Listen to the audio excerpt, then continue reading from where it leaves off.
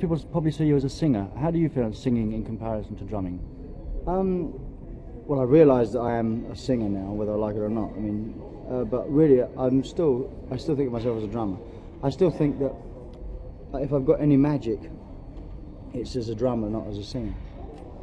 You know, and I think that's really where I'm most natural. That's my natural habitat, if you like, to play a drum kit. Although I do enjoy singing, apart from the fact that I have to, you know, right now as I'm talking to you, the back of my mind says, don't use your voice, because of I have to sing. And as with drumming, of course, as long as you can stand up straight, you can play. You know.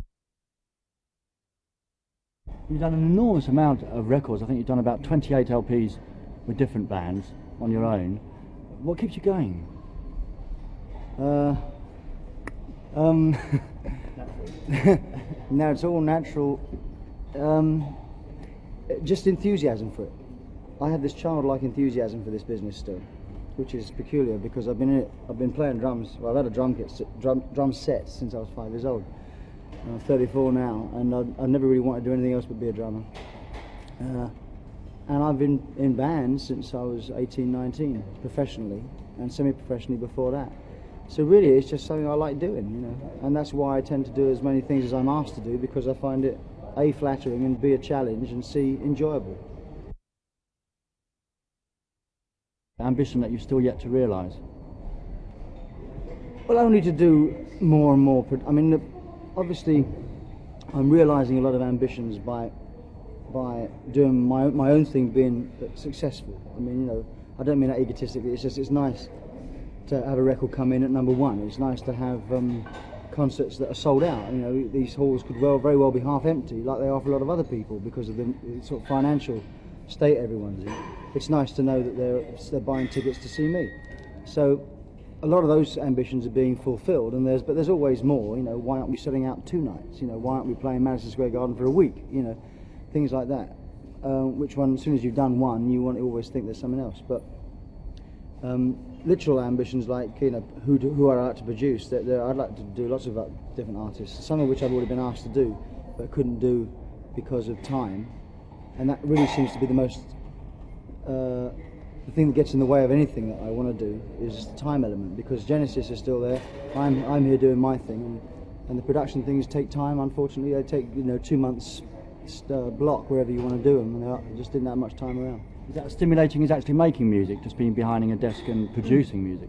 Well, it is. It's directing music, so it's really making it. I mean, obviously, in John Martin's case, which he had the music written, I just directed it into a different area, maybe, because he was using a band for one of the first times for a long time. And we just geared it around, and I was playing on it as well, which sort of pushes it in a different direction. So it's very much you're involved. I mean, I'm involved in the making of the record. I mean, I'm there to guide the person because they've got me to guide them. They've paid me to guide them. I mean, that's really what I'm there for.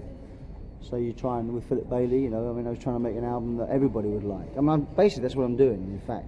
Whenever you make an album for Clapton or Philip Bailey or Frida, I'm there and I want as many people as possible to like it. And I'm not going to sort of to compromise their art for it, but at the same time, you know, let's do it this way, because then that'll make it more accessible, you know. A lot of your work seems to be quite personal. A lot of probably your best songs are emotional, personal ballads. Is that a? What was I going to say? Is that you opening yourself up and writing? Do you feel conscious that when you write a sad song, something means a lot to you, that 50,000 people or 500,000 people are actually going to? Well, when I actually write it, no. Because I mean, I'm not convinced that anybody's going to buy my next record. You know, I'm never that sure of myself that I would assume anything in this business. Because I mean, you know, they might actually get really fed up with me. Me doing all this work is great for me, but the people might just get fed up with seeing my face and hearing my voice. So there's always a possibility that the next record won't do anything. But when I'm writing for me, really, and then I put all that together and then go in and record it. I mean, I'm doing demos all the time at home when I'm writing. Not all the time when I'm not doing my own albums or Genesis stuff, but basically when I sit down to do it, I'll sit there and I'll do all this stuff. And a lot of it is personal. My first album was incredibly personal. I mean, they all are really personal. I'm done that personal lyrically, and personal the fact that I go through everything with a fine-tooth comb, and everything, I'm proud of everything on it. Otherwise, it doesn't come out, or it gets changed until I am. but the Face Value record, that was incredibly personal. And really, I didn't really think about people, what people would hear. It doesn't embarrass you, you know, whatever. Do you ever actually stop within the music world and go outside and take in the real life, as it were? Well, yes. I mean, I live a real life. You know, I mean, I don't live in chauffeur-driven limousines and with champagne on call all the time. Just because I appear to be in the public eye and doing a lot of work. I mean, I drive myself to the studio every day. I drive myself back. I have a W registration car, which is 5-6 years old, does me fine. And when I go home at night, I will clean up after the cats, I will do the washing up, I'll help the missus do something. I'll be worrying about the central heating, whether it's using too much oil. I mean, I do things that everybody does.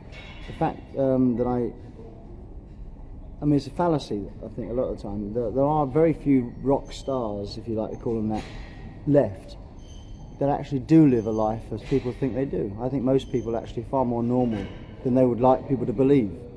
And they try and fabricate this. Well, I don't go out to clubs and discos and stuff like that. I mean, occasionally, I've been to Stringfellows in London twice, both after 2 concerts, and I was invited to go, and I went for a drink and a quick bite to eat and left, you know. And that's about the only club I've ever been to, I think. How do you still feel after all this time when you go in front of, like tonight, 8,000, 9,000 people? Does it still do something, or don't you realise that? Well, yeah, it still does something, especially, as I say, with my music, because I'm you know, I've written this song as you put, you know, you're sitting at home and, you know, I play the piano probably like you play the guitar, you know. I muck about, and then suddenly this thing gets put on, you know, on tape, and then we go into the studio and record it, and the horns come over, and suddenly it's a bit of record, you know?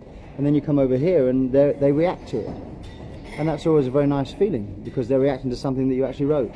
And those 8,000 people out there tonight, or however many people there are, it's no good saying to them, "Oh, we were good last night. You should have been there last night. Sorry, we're not good tonight." You know, you've got to try your damnedest every night, because they paid their money and they want to see, you know, they want to see this.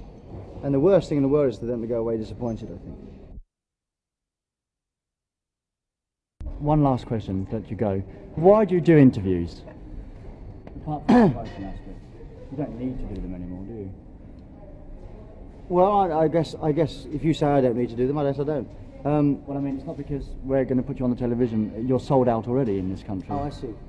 Yeah, well, in that case, it's probably a good idea to do it so the people that can't get tickets can see that I am, in fact, exist, you know, as opposed to just being a face on the poster that you never get tickets for. Mm-hmm. I think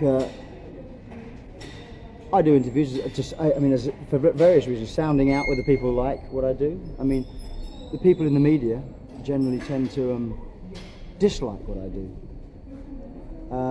and it's always interesting to find out, to be confronted with people like yourself or other people doing newspaper interviews or whatever that don't like or do like. You know, that's interesting for me as well. But I mean, I don't think of it as much as promotion, as you say. I mean, the record will do as well as it's going to do, whatever it's going to do, and the tickets will sell whatever the tickets are going to sell. If we were in trouble, I'd be doing more. But I like keeping in touch, you know. I like people to know that what I sound like. I don't want to become this sort of this Howard Hughes figure that no one ever talks to or whatever. I enjoy it. I'm stupid. Thank you for talking to us, Phil. My pleasure. And I hope you have a good concert. Yeah. Now back to the office.